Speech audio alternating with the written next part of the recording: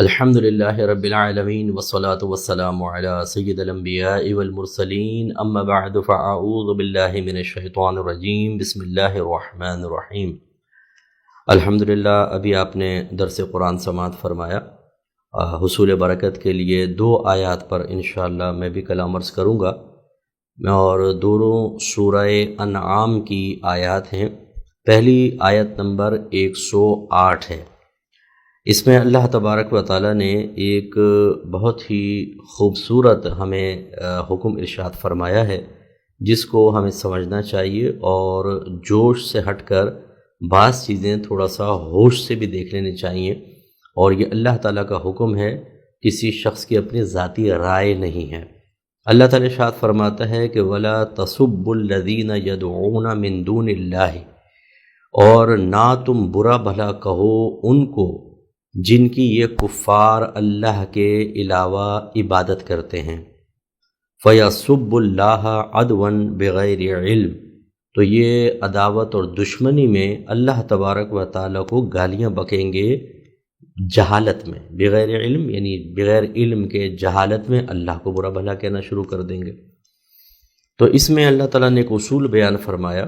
پہلی بات تو یاد رکھیں کہ غلط چیز کی برائی بیان کرنا، اس کی مذمت کرنا برا نہیں ہے۔ جیسے اللہ تبارک و تعالیٰ نے خود قرآن عظیم میں جا بجا بت پرستی کی مذمت فرمائی ہے، اور ان جو بت پرست ہیں یا جو اس کا ارتکاب کرنے والے ہیں، ان کے لیے جہنم کی وعیدیں ذکر کی ہیں۔ لیکن اس مقام پر صحابہ کرام علیہم رضوان کو ایک پیغام دیا گیا ہے۔ اس کا مطلب یہ ہے کہ بعض چیزیں فی نفسی ہی بہتر ہوتی ہیں، کیونکہ اگر یہ بری ہوتی تو اللہ تبارک و تعالیٰ مذمت کیوں بیان فرماتا؟ اس لیے بہتر تو ہے، لیکن بعض اوقات بعض صورتوں میں ماحول ایسا بن جاتا ہے، حالات ایسے ہوتے ہیں جن کا تقاضا یہ ہوتا ہے کہ ہم اس اچھی چیز کو بھی وقتی طور پہ ترک کر دیں، یعنی حکمت اختیار کریں۔ اب جوش عقیدت تو یہ کہتا ہے کہ جو ہمارے خلاف ہے ہم اس کی برائی بیان کریں، جو غلط ہے اس کی غلطی کی نشاندہی کریں، لیکن بعض اوقات حالات ایسے ہو جاتے ہیں کہ ہمیں اپنے جوش کو حکمت کے تابع کرنا ہوتا ہے، اور پھر جو حکمت تقاضا کر رہی ہو اس کے مطابق عمل کرنا چاہیے۔ لہذا اللہ تبارک و تعالیٰ نے منع فرمایا کہ اگر تم ان کے بتوں کو برا کہو گے تو یہ اللہ تعالیٰ کو برا کہیں گے۔ اس کو ہمیں بھی سمجھنا چاہیے۔ آج اگر آپ کسی چیز کی برائی بیان کرنا چاہتے ہیں، ماحول ایسا ہو چکا ہے، حالات ایسے ہو چکے ہیں، اور یہ سب جو جوشیلے مقررین ہیں، جو مطلب اس کو معیار بنایا کرتے تھے کہ کسی کے خلاف سخت لہجے میں گفتگو کرنا، سخت الفاظ میں اور اوپنلی گفتگو کر کے کسی کو برا بھلا کہنا، یہ ہی کسی مذہب اور مسلک سے صحیح اور درست وابستگی کی دلیل ہے۔ اب ماحول ایسا ہو چکا ہے کہ آپ ایسا نہیں کر سکتے ہیں۔ یہ بہت پہلے ہمیں اس بات کو سمجھنا چاہیے تھا کہ آپ صحیح بات بیان کریں۔ جو آسان الفاظ میں ہم یوں کہتے ہیں کہ اپنا مسلک چھوڑو نہیں اور کسی کا مسلک چھیڑو نہیں۔ یہ ہمیشہ اصول بنا کے رکھیں۔ جو اصولی اختلاف ہیں ان میں کبھی کمپرومائز نہیں ہو سکتا۔ اصولی اور فروعی 2 طرح کے اختلافات ہوتے ہیں۔ اصولی اختلاف وہ ہیں جن کا تعلق کفر اور اسلام سے ہوتا ہے، یعنی ایک شخص ایک چیز کو کہتا ہے یہ صحیح ہے لیکن ہمارے نزدیک وہ غلط ہے، یعنی اتنی غلط ہے کہ وہ بدترین گمراہی حتیٰ کہ کفر میں شامل ہوتی ہے، اور ہو سکتا ہے آپ کوئی کام کرتے ہوں اور دوسرا اس کو کفر قرار دیتا ہو۔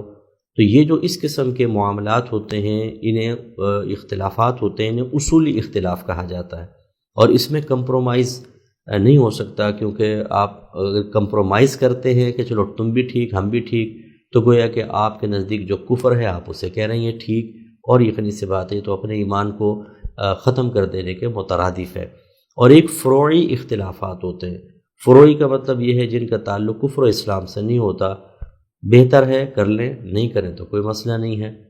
تو اس لیے اچھی طرح یاد رکھیں کہ اصولی اختلاف میں کمپرومائز نہیں ہو سکتا۔ جو کرتا ہے اسی کو صلح کلی سے تعبیر کیا جاتا ہے کہ جی صلح کلی سب ٹھیک ہیں۔ ایسا نہیں ہوتا کہ نظریہ کوئی غلط ہے، اللہ تبارک و تعالیٰ کی تعلیمات کے مخالف ہے، مثلا اللہ کی شان میں گستاخی، رسول کی شان میں گستاخی، اہل بیت اطہار ہے، صحابہ کرام، اس میں کمپرومائز کیسے ہو سکتا ہے؟ لازم سی بات ہے۔ لیکن اس وقت اس دور کا تقاضا یہ ہے کہ آپ اگر کسی اختلاف پہ گفتگو کرنا چاہتے ہیں ٹیبل ٹاک کریں، اور ورنہ ٹھیک ہے کوئی دوسرا اپنے مسلک پر ہے تو اور اپنے نظریات پر ہے تو ٹھیک ہے وہ رہے، آپ کے جو نظریات ہیں آپ ان سے وابستہ رہیں، آپ ان کی توضیح بیان کریں، ان کی تشریحات بیان کریں، آپ اپنے نظریات اور اپنے عقائد کو دلائل سے ثابت کریں، ٹھیک ہے نا۔ یہ اب دور ہے، اب وہ دور نہیں رہا کہ آپ دوسرے کو مطلب اس کے عقائد کو کھلم کھلا غلط قرار دیں، ان کے نام لے کے مذمت کریں۔ آپ کریں گے تو قانون حرکت میں آئے گا اور آپ کو بھی نقصان ہوگا اور دیگر معاملات میں نقصان ہوتا ہے۔ لیکن ابھی بھی ہم نے دیکھا ہے کہ سوشل میڈیا پر جوشیلے قسم کے جو نوجوان ہوتے ہیں وہ چونکہ ان کو گرفت کے امکانات کم محسوس ہوتے ہیں تو وہ اوپنلی کسی دوسرے کے جن کو کوئی اپنا مرکز عقیدت مانتا ہے، کسی کو اپنا بزرگ مانتا ہے، انہیں گندی گندی گالیاں دیتے ہیں اور بہت ہی غلیظ قسم کے الفاظ استعمال کرتے ہیں۔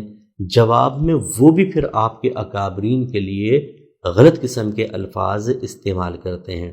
آپ کسی کے نظریے اور عقیدے کو اوپنلی اس انداز سے، ایک دیکھیں مخالفت کا بھی ایک انداز ہوتا ہے، لیکن اس انداز سے کہ بہت ہی بھونڈا اور بیہودہ اور غلیظ قسم کے الفاظ کے ساتھ، تو پھر وہ آپ کے مسلک اور مذہب کے بارے میں ایسا ہی کہتے ہیں۔ تو یہ اسی کو قرآن میں منع کیا جا رہا ہے کہ اس انداز سے کسی کو نہ کہیں۔ اب میں ایک حدیث سے آپ کو دیکھیں سمجھاتا ہوں۔ نبی کریم صلی اللہ علیہ وسلم نے صحابہ کرام سے ارشاد فرمایا کہ کوئی اپنے ماں باپ کو گالی نہ دے۔ عرض کی گئی یا رسول اللہ کون اپنے ماں باپ کو گالی دے گا؟ آپ نے ارشاد فرمایا کہ جب تم کسی کے ماں باپ کو گالی دیتے ہو تو وہ تمہارے ماں باپ کو گالی دیتا ہے۔ یعنی یہ سمجھایا نبی کریم صلی اللہ علیہ وسلم نے کہ اگر تم کسی کے ماں باپ کو گالی دے کر اپنے ماں باپ کو گالی دلواتے ہو تو یہ ایسا ہے جیسے تم خود اپنے ماں باپ کو گالی دے رہے ہو۔ اگر اس حدیث کے تناظر میں دیکھیں، آپ کسی کے بڑوں کو برا کہتے ہیں تو جواب میں وہ آپ کے بڑوں کو برا کہتے ہیں، تو اس کا مطلب ہے کہ آپ خود برا کہلوانے والوں میں شامل ہوں گے۔ تو اس لیے خلاصہ کلام یہ ہے کہ آپ اپنے مسلک کو سمجھیں، اس کے دلائل جانیں، حق اور باطل میں تمیز پیدا کریں۔ اس کے بعد جو باطل ہے اگر آپ سمجھتے ہیں کوئی غلط ہے، کوئی باطل ہے، تو بالکل آپ اس کو باطل سمجھیں، بالکل آپ اس کو غلط سمجھیں، لیکن آپ کا طریقہ اختلاف مناسب ہونا چاہیے۔ اگر خدا نخواستہ اب چونکہ حالات ایسے ہو چکے ہیں، ہر ایک کے ہاتھ میں سوشل میڈیا کا ہتھیار ہے، آپ ایک بات بیان کرتے ہیں دوسرا 10 باتیں بیان کرتا ہے اور اس سے خرابیاں پیدا ہوتی ہیں۔ اس لیے اس آیت کی روشنی میں ہمیں چاہیے کہ کسی کے بڑوں کو برا بھلا اس انداز سے نہ کہیں، برا بھلا کہیں ہی نہیں، اور کیونکہ پھر وہ آپ کے بڑوں کو برا بھلا کہیں گے۔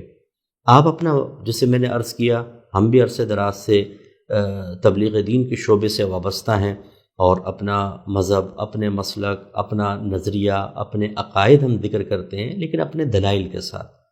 کسی کے اوپر اٹیک کرنا، کسی کو نام لے کر برا بھلا کہنا، اس سے میں نے کبھی کسی کی اصلاح ہوتے نہیں دیکھی، بلکہ میں تو اپنے بیانات میں دیگر مکاتب فکر کے لوگوں سے بھی گزارش کرتا ہوں کہ جو آپ جو طریقہ کار اختیار کرتے ہیں کہ امت کی اصلاح کا آپ نام لیتے ہیں اور پھر کافر مشرک بدعتی سے کم آپ بات ہی نہیں کرتے، ڈائریکٹ اٹیک کرتے ہیں، تو کون پھر آپ کی بات کو سنے گا؟ سننے کے لیے بھی تیار نہیں ہوگا۔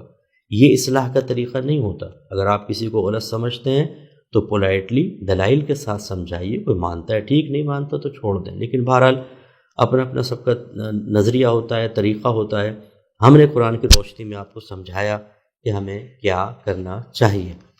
اب سورہ انعام کی آیت نمبر 162 163 آپ کی خدمت میں ذکر کرتا ہوں۔ اس میں اللہ تبارک و تعالیٰ نے، پیچھے حضرت ابراہیم علیہ السلام کا تذکرہ چل رہا ہے، تو اللہ تعالیٰ نے تلقین فرمائی اخلاص کے بارے میں۔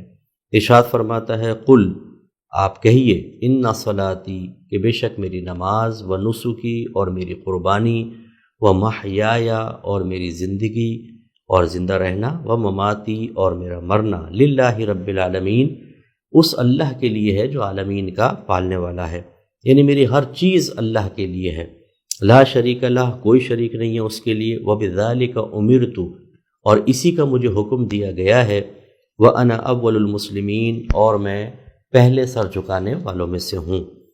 تو اس میں اللہ تبارک و تعالیٰ نے حضرت ابراہیم علیہ السلام کو تلقین فرمائی اور قیامت تک کے مسلمانوں کو گویا کہ اس کے ذریعے ایک پیغام دیا۔ ہماری ہر چیز اللہ کے لیے ہونی چاہیے۔ نبی کریم صلی اللہ علیہ وسلم نے ارشاد فرمایا کہ جو اللہ کے لیے دے، اللہ کے لیے دے، اللہ کے لیے ہی کسی چیز کو روکے، اللہ کے لیے دوستی کرے، اللہ ہی کے لیے دشمنی کرے، تو اس نے اپنے ایمان کو کامل کر لیا۔ تو اس لیے کوشش حتی الامکان ہی ہونی چاہیے کہ وہ امور جن کا تعلق آخرت سے ہے، جن کا تعلق نیکیوں سے ہے، جن سے ہم اللہ تعالیٰ کا قرب اور اللہ تبارک و تعالیٰ کی رضا حاصل کر سکتے ہیں، وہ صرف اور صرف اللہ کے لیے ہونی چاہیے۔ اس میں بالکل کسی مخلوق کا یا دنیاوی فائدے کا دخل نہیں ہونا چاہیے، نقصان سے بچنے کی نیت نہیں ہونی چاہیے۔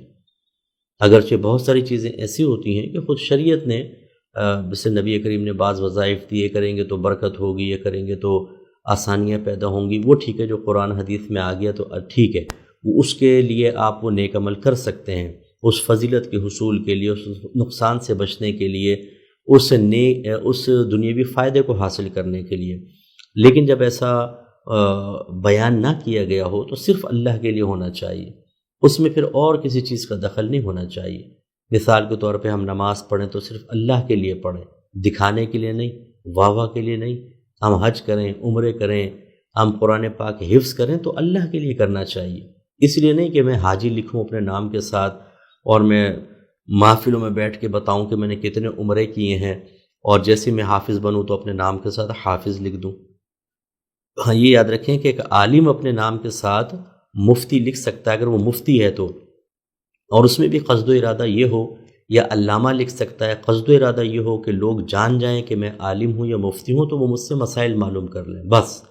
یہ اگر دکھاوے کی نیت کی کہ میں عالم ہو گیا ہوں، میں مفتی ہو گیا ہوں اس لیے لکھیں، تو اس میں بھی پھر یہ سمجھ لیجئے اخلاص کے منافی عمل ہے۔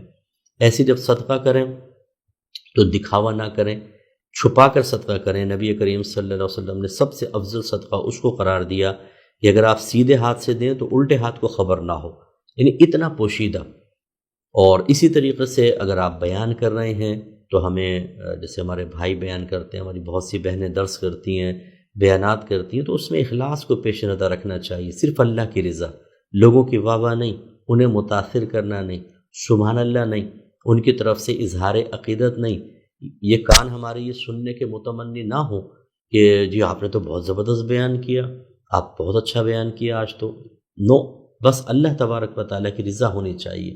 اسی طرح اگر کوئی نعت خواں نعت پڑھتا ہے تو صرف اللہ کے لیے، نہ پیسے کے لیے، نہ ڈالر، نہ پاؤنڈ کے لیے، نہ اپنی واہ واہ کروانے کے لیے۔ اگر اس طرح کرتے ہیں تو پھر یہ آخرت کا وبال ہے، یاد رکھیں، کیونکہ یہ ریاکاری کے اندر آئے گا، اور ریا کا انجام آخرت میں بہت ہی دردناک قسم کا ہے۔ جیسے کہ آپ نے وہ مشہور حدیث سنی ہے کہ ایک شہید، ایک عالم و قاری اور ایک سخی کو اللہ کی بارگاہ میں لایا جائے گا۔ طویل حدیث ہے لیکن میں شارٹ کر رہا ہوں، مسلم کی روایت آپ کو عرض کر رہا ہوں۔ اللہ تعالیٰ ان سب کو اپنے بارگاہ میں کھڑا کر کے علیحدہ علیحدہ ان سے سوال کرے گا، ان کو جو نعمت دی تھیں پہلے وہ یاد کرائے گا، وہ اعتراف کریں گے، پھر اللہ تعالیٰ پوچھے گا ان نعمتوں کے جواب میں تم نے کیا کیا؟ تو شہید کہے گا اللہ تعالیٰ میں نے تیری راہ میں جہاد کیا حتیٰ کہ میں شہید ہو گیا۔ عالم اور قاری کہے گا، عالم کہے گا، یہ ایک ہی ہوگا عالم اور قاری، تو یہ عالم کہے گا اللہ تعالیٰ میں نے علم سیکھا اور لوگوں کو سکھایا اور میں نے قرآن پاک کی تلاوت کی۔ اور سخی کہے گا کہ اللہ تعالیٰ تو نے جہاں تیری رضا مجھے نظر آئی میں نے خوب مال خرچ کیا۔ تو اللہ تعالیٰ جواباً ارشاد فرمائے گا کہ تم سب نے، یعنی ایک ایک کو فرمائے گا تو نے جھوٹ کہا، تو نے جھوٹ کہا، تو نے جھوٹ کہا۔ سخی شہید سے فرمائے گا تو نے اس لیے جہاد کیا تاکہ لوگ تجھے بہادر کہیں، اور وہ تجھے کہہ لیا گیا۔ عالم اور قاری سے فرمائے گا تو نے اس لیے علم کی خدمت کی، اس لیے قرآن پڑھا کہ لوگ تجھے عالم اور قاری کہیں، وہ کہہ لیا گیا۔ اور سخی سے فرمائے گا تو نے اس لیے پیسہ خرچ کیا تاکہ لوگ تجھے سخی کہیں، وہ کہہ لیا گیا۔ اس کے بعد ان تینوں کو منہ کے بل گھسیٹ کر، یہ حدیث کے الفاظ ہیں، منہ کے بل گھسیٹ کے جہنم میں پھینک دیا جائے گا۔ تو اس لیے اب مجھے بھی خوف خدا کرنا چاہیے، اللہ تعالیٰ مجھے بھی اخلاص عطا فرمائے کہ جب میں بیان کر رہا ہوں تو مجھے ایک ایک لفظ پہ توجہ کرنی ہے کہ آپ کو متاثر کرنے کے لیے نہ ہو، کہ اگر میں کوئی اجتماعی بیان کر رہا ہوں تو بیٹھے ہوئے پیر کو راضی کرنا مقصود نہ ہو، کسی پولیٹیکل پارٹی کا کوئی آدمی ورکر بیٹھا ہو، کوئی M N A M P ہو، اس کو راضی کرنا مقصود نہ ہو، کسی اور سیٹ صاحب کو راضی کرنا مقصود نہ ہو، صرف اللہ تبارک و تعالیٰ کی رضا کے لیے۔ تو جس نے ایسا نہیں کیا، اس نے لوگوں کو راضی کرنے کے لیے بیانات کیے، لوگوں کو راضی کرنے کے لیے نعتیں پڑھیں، پیسہ کمانے کے لیے نعتیں پڑھیں، اسی طریقے سے دکھاوے کے لیے اس نے پیسہ خرچ کیا، وہ تو مرے گا آخرت میں بہت شدید قسم کا۔ اس لیے اخلاص اپنی طبیعت کے اندر پیدا کریں۔ آخر میں بس یہ سمجھ لیں کہ دو چیزیں ہوتی ہیں، ایک ریا ہوتی ہے، ایک سمعہ ہوتی ہے۔ ریا کا مطلب دکھاوا اور سمعہ کا مطلب سنانا۔ تو بعض اوقات ہم دکھاوے کے لیے عمل کرتے ہیں، شروع میں ہماری نیت ہوتی ہے کہ اس سے ذرا لوگوں کو متاثر کرتا ہوں، کبھی شروع بالکل اخلاص کے ساتھ ہوتا ہے، عمل کے درمیان میں اچانک گڑبڑ پیدا ہوتی ہے، جیسے آپ نماز پڑھ رہے ہیں اکیلے مسجد میں، بیچ میں کوئی آ کر بیٹھ گیا تو آپ نے ذرا سنبھل کر اپنا نماز پڑھنا شروع کر دی، پہلے اخلاص تھا، بیچ میں گڑبڑ۔ اور بعض اوقات عمل کے آخر میں وہ سماعی بنتا ہے کہ ہم سناتے ہیں پھر اپنے عمل کو، ہم نے یہ کیا تھا وہ کیا تھا، اور کہتے ہیں نہیں سنانا میرا مقصد نہیں، میں تو ویسے بیان کر رہا ہوں۔ ہاں اگر آپ تحدیث نعمت کے طور پہ ذکر کر رہے ہیں کہ اللہ نے مجھ پہ کرم کیا، آپ نے بیان کر دیا کہ میں نے حج کیا تھا فلاں جگہ، واہ واہ کروانا مقصود نہیں ہے، یا دوسروں کو ترغیب دینا مقصد ہے تو گنجائش نکل سکتی ہے۔ لیکن عام آدمی کو ہم مشورہ دیتے ہیں یہ رسک نہ لیں، آپ سمجھیں کہ میں ترغیب دے رہا ہوں اور اخلاص تباہ و برباد ہو جائے گا، شیطان نہیں چھوڑے گا۔ اس کے لیے آپ میری کتاب قرب الہی لیں اور اس میں ریاکاری کا چیپٹر پڑھیں، بہت ضروری ہے، اخلاص اور ریاکاری، بہت فائدہ ہوگا آپ کو۔ تو خلاصہ کلام یہ ہے کہ جتنے میرے بھائی بہن سن رہے ہیں، اگر آپ نماز پڑھتے ہیں، آپ روزہ رکھتے ہیں، آپ زکوٰۃ دیتے ہیں، آپ صدقات و خیرات کرتے ہیں، مسجد میں پبلک کو دیتے ہیں، اس طرح کے جو ہمارے بھائی بہن بیانات کرتے ہیں، جو ہمارے بچے نعت پڑھتے ہیں، کوئی بھی آپ نیک عمل کرتے ہیں، اپنے آپ کو ٹٹولیں، اپنی نیتوں کو ٹٹولیں، کس لیے کرتے ہیں؟ اگر صرف اللہ کے لیے ہے تو ٹھیک، اور کوئی چیز پیش نظر نہیں ہونی چاہیے، اور اگر اللہ کے لیے نہیں صرف دنیا کے لیے کرتے ہیں، تباہی تباہی۔ اور اگر دونوں نیتیں شامل ہیں کہ اللہ بھی راضی ہو جائے اور پبلک بھی راضی ہو جائے اور فائدے بھی حاصل ہو جائیں، تو جتنا اللہ کے لیے کیا اتنا ثواب ملے گا، اور جتنا مخلوق کے لیے کیا یا دنیاوی فائدوں اور نقصانات سے بچنے کے لیے کیا، اتنے آپ کا ثواب کم ہو جائے گا۔ اور اخلاص سے کام کرنا بڑا مشکل ہوتا ہے، آدمی چاہتا ہے کہ میں اپنے نیک عمل کو یہیں کیش کروا لوں، تعریفیں سمیٹنا، لوگوں کی واہ واہ، ان کے دلوں کو مروب اور متاثر کرنا، محافل کے اندر نمایاں جگہ حاصل کرنا، شہرت، عزت، نام، نمود، یہ چیزیں تباہ کر دیتی ہیں انسان کو۔ اس لیے آج کے درس سے اس پر ہمیں بہت غور کرنا چاہیے، اپنا احتساب کرنا چاہیے۔ سابقہ زندگی میں خطا ظاہر ہو جائے فوراً اللہ کی بارگاہ میں توبہ کریں، اور آئندہ زندگی کے لیے اچھا عمل اختیار کریں، اور اپنے بچوں کو اخلاص کی تعلیم دیں، یہ بہت ضروری ہے، ان کی شروع سے تربیت کریں۔ ہم بعض اوقات حوصلہ افزائی کے نام پر بچوں کو ریاکار بنا دیتے ہیں۔ بچے نے نماز پڑھی، لو بیٹا 50 روپے تم نے آج نماز پڑھی، وہ اللہ کے لیے پڑھے، اس کو اور کسی ذریعے سے آپ انعام دے دیں الگ بات ہے، لیکن جب آپ یہ کہتے ہیں کہ اس نیکی کے اوپر یہ انعام، تو بس پھر آپ نے تو اس کو اخلاص سے ہٹا دیا۔ وہ ہر نیک عمل اس لیے بڑھ چڑھ کے کرے گا کہ مجھے انعام ملے، اور جب تک انعام ملے گا کرے گا، جس دن آپ نے انعام دینا چھوڑا اسی دن وہ نیک عمل سے دور ہو جائے گا، اور یہ بہت بڑا اس کے اوپر ظلم ہوگا۔ اللہ تعالی ہم سب کو سمجھنے کی توفیق عطا فرمائے، اور خصوصی طور پہ مجھ گناہگار کو اللہ تعالی اخلاص مزید عطا فرمائے، آمین۔ وآخر دعوانا ان الحمد للہ رب العالمین۔ الحمدللہ، جیسے ہم نے آپ کو بتایا تھا کہ ہماری بڑی اکیڈمی ان قریب تعمیر ہونے والی ہے۔ اس کے لیے میں آپ سب سے گزارش کرتا ہوں، اگر آپ چاہتے ہیں کہ اپنے لیے بہت ہی بڑا ثواب جاریہ کریں تو ضرور اس کی تعمیر میں اپنا حصہ ملائیے گا، انشاءاللہ بہت بڑا آپ کو فائدہ ہوگا۔ اور جو اس میں اسی طرح ہماری الفرقان اسکالر اکیڈمی جو چل رہی ہے، ابھی ہم اس میں ہر سال ماشاءاللہ بہت سے بچے اور بچیاں عالم، عالمہ، مفتی، مفتیہ بنتے ہیں، آپ ان کو سپورٹ فراہم کر سکتے ہیں، ہماری اکیڈمی کے انتظامات میں تعاون کر سکتے ہیں تاکہ اچھے اور بہتر انداز سے ہم دین کی خدمت کر سکیں، یہ بھی آپ کے لیے بہت بڑا ثواب جاریہ ہے۔ اگر آپ چاہیں تو ایک عالم، عالمہ کی کفالت کر سکتے ہیں، انہیں مکمل عالم بنائیں، مفتی بنائیں، جب تک وہ بیانات کرتا رہے گا، تدریس کرے گا، لوگوں کو عالم بنائے گا، مفتی بنائے گا، کتابیں لکھے گا، فتوے لکھے گا، میڈیا پر آ کے لوگوں کو تبلیغ کرے گا، گناہوں سے بچائے گا، آپ کے لیے اتنا بڑا ثواب جاریہ ہے کہ آپ تصور نہیں کر سکتے۔ ہم بعض اوقات کہتے ہیں کہ ہم یہ پیسے سے کسی کو عمرہ کروا دیتے ہیں، اچھا کروا دیا آپ نے عمرہ، اور اکثر ہم جاہلوں کو انتخاب کرتے ہیں، اس کے ارمان پورے کر رہے ہوتے ہیں، ہمیں نہیں پتہ ہوتا، یہ شعور ہی نہیں ہوتا کہ وہ نہ نماز پڑھتا ہے نہ روزہ رکھتا ہے، وہاں جا کے بھی نمازیں پڑھے گا نہیں پڑھے گا، چلو پڑھ بھی لی وہاں پہ جا کر، عمرہ کر کے آ گیا، کیا ہوا آپ کے لیے، کون سا ثواب جاریہ ہوا؟ تو یہ اس طرح کی چیزوں کے اندر اپنا شوق پورا کرنے کے لیے ہم پیسہ خرچ کر رہے ہوتے ہیں، یہ نہیں سوچتے کہ یہ انویسٹمنٹ آپ کی قیامت تک چلنی چاہیے، اس کے لیے آپ اچھے دینی اداروں میں تعاون کریں، آپ کے لیے بہت بڑا ثواب جاریہ ہوگا۔ اور الحمدللہ اسی طرح میری کتاب قرب الہی لیں، بہترین کتاب ہے، آپ خود بھی پڑھیں، پڑھ کر دیکھیں۔ تصوف کی تمام کتابیں جو اس وقت مارکیٹ میں سامنے رکھ لیں، پہلے آپ اس کو پڑھیں پھر ان کو پڑھیں۔ مجھے اللہ کی رحمت سے امید ہے، یہ نہیں کہ معاذ اللہ میں ان کی حقارت بیان کر رہا ہوں، موجودہ دور کے تقاضے کے اعتبار سے سب سے بہترین تصوف پہ آپ کو یہی کتاب مکمل اور جامع نظر آئے گی، اور عام فہم انداز میں۔ اس میں اتنی چیزیں عمل کے لائق میں نے لکھی ہیں کہ دوسری کتابوں میں تو آپ کو نظر ہی نہیں آئیں گے۔ یہ آپ کتاب لیں۔ اس کے علاوہ ہماری کتاب آنے والی ہے طہارت سے متعلق، یہ ہر گھر کی ضرورت ہے، ہر گھر کے اندر یہ کتاب ہونی چاہیے۔ طہارت سے متعلق کوئی مسئلہ انشاءاللہ ایسا نہیں ہوگا جو اس میں ڈسکس نہیں کر دیا گیا، اور اگر آپ کو کوئی نیا مسئلہ لگے گا اس کا حل بھی اس میں ہوگا۔ یہ الگ بات ہے کہ آپ اس کو تلاش نہ کر سکیں۔ یہ انشاءاللہ رمضان کے درمیان میں آ جائے گی کتاب، پرنٹنگ پہ جا چکی ہے، پرنٹ ہو رہی ہے، تو انشاءاللہ رمضان کے مڈ میں انشاءاللہ یہ کتاب آپ کے ہاتھ میں ہوگی، اور آگئی تو پھر میں آپ کو انشاءاللہ یہاں پر بھی اس کا تعارف کرواؤں گا۔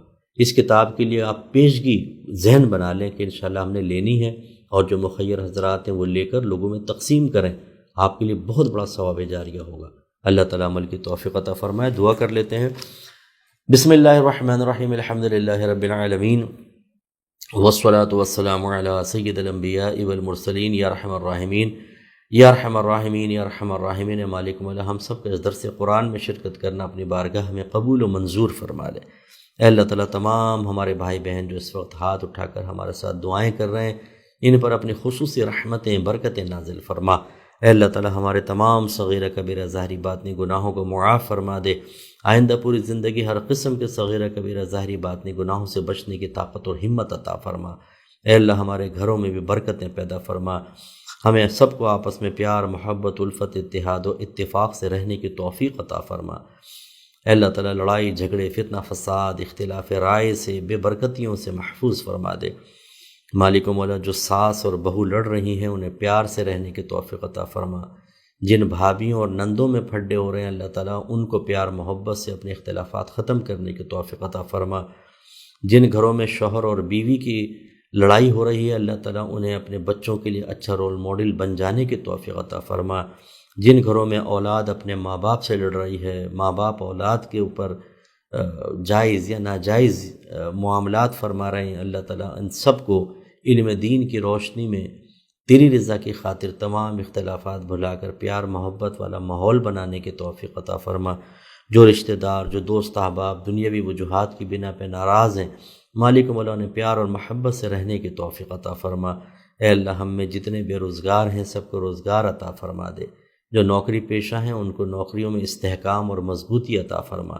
جو آفیسز، فیکٹریز وغیرہ کے اندر بیجا لیگ پولنگ میں لگے ہوئے ہیں، ان کی نوکریوں کے پیچھے پڑے ہوئے اللہ تعالیٰ ان کو ہدایت عطا فرما، اور ہمارے ان بھائی بہنوں کو محفوظ فرما دے۔ جو کاروبار کر رہے ہیں اللہ تعالیٰ ان کو مزید برکت عطا فرما۔ جو بے اولاد ہیں ان کو نیک اور صالح اولادیں عطا فرما۔ جو صاحب اولاد ہیں ان کے اولادوں کو نیک، پرہیزگار، متقی اور اپنے والدین کے لیے بہت بڑا ثواب جاریہ بننے کی توفیق عطا فرما۔ اے مالک و مولا، جو بیمار ہیں انہیں شفائے کاملہ عطا فرما دے۔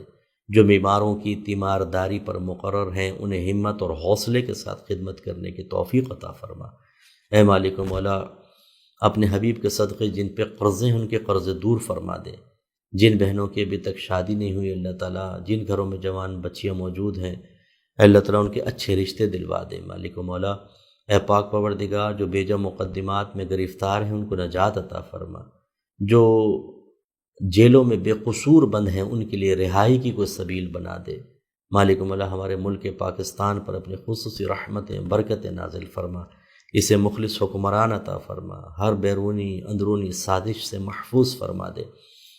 خصوصی طور پہ اللہ تعالیٰ تیری بارگاہ میں ان بھائی بہنوں کے لیے دعا کرتا ہوں جو ہماری اکیڈمی کے ساتھ ہمارے دینی کام کے ساتھ تعاون کرتے ہیں، خصوصاً مالی تعاون کرتے ہیں۔ اللہ تعالیٰ ان کے علم میں، عمر میں، روحانی قوتوں میں، درجات میں، رزق حلال میں، عمل میں، صحت میں بے حد برکت عطا فرما۔ اللہ تعالیٰ ان کو تمام فکروں، پریشانیوں، مصیبتوں، آفتوں، ذہنی ٹینشن سے محفوظ رکھ۔ ان کے جو کام اٹک جائیں غیب سے ان کے حل کے لیے امداد عطا فرما۔ جس طرح انہوں نے تیرے دین کی خدمت کی اللہ تعالیٰ، تو ان کو دنیا اور آخرت میں اس کا بہترین اجر اور بدلہ عطا فرما۔ مالک و مولا ان کے لیے آسانیاں پیدا کر دے، ان میں جتنے بیمار ہیں انہیں حیرت انگیز شفائیں عطا فرما، جو مصیبت میں گرفتار ہیں، صدمات میں کسی ڈپریشن کے شکار ہیں، اللہ تعالیٰ ان کو ذہنی سکون عطا فرما، انہیں راحت اور خوشی عطا فرما۔ جن کی اولاد نافرمان ہے اللہ تعالیٰ اپنے ماں باپ کا ادب اور احترام کرنے کا شعور عطا فرما دے۔ اے مالک مولا جس طرح ہم سب یہاں جمع ہوئے، اس دعا میں شریک ہوئے، جنت الفردوس میں اپنے حبیب کریم صلی اللہ علیہ وسلم کے مبارک قدموں میں دائمی طور پر جمع ہونے کی توفیق عطا فرمانا۔ اے مالک مولا ہماری تمام دعائیں ہر مسلمان بھائی، ہر مسلمان بہن کے حق میں بھی قبول و منظور فرما لے۔ ان اللہ وملائکتہ یصلون علی النبی یا ایہا الذین آمنوا صلوا علیہ وسلموا تسلیما۔ اللہم صل علی سیدنا و مولانا محمد وعلی آل سیدنا و مولانا محمد وآلہ وبارک وسلم۔ سبحان ربک رب العزت عما یصفون وسلام علی المرسلین والحمد للہ رب العالمین۔